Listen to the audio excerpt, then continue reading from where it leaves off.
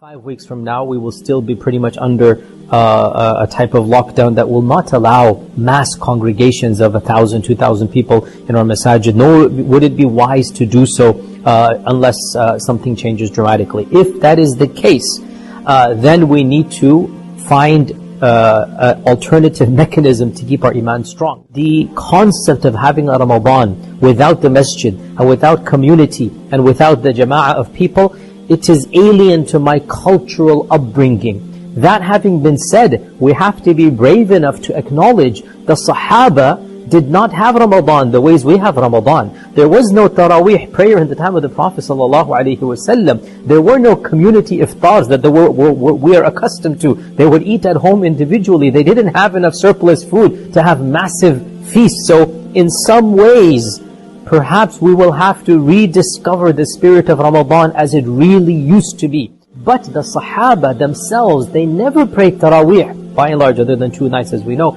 They never prayed Taraweeh in the time of the Prophet ﷺ in community. They would pray Isha, and then they would come home, and then they would pray Qiyamul Layl on their own. So we will have to rediscover the original spirit of Ramadan, and that is simplicity. Then tell your families, let's come together, families only, right? Not nobody from outside the house, families only. Every night, let's do something. Let's do a Quran circle, let's do Isha together, maybe Taraweeh together or Taraweeh separately. But we encourage one another in the households to be able to rediscover the spirit of Ramadan. And you know, again, to be technical, Taraweeh prayer is actually tahajjud prayer.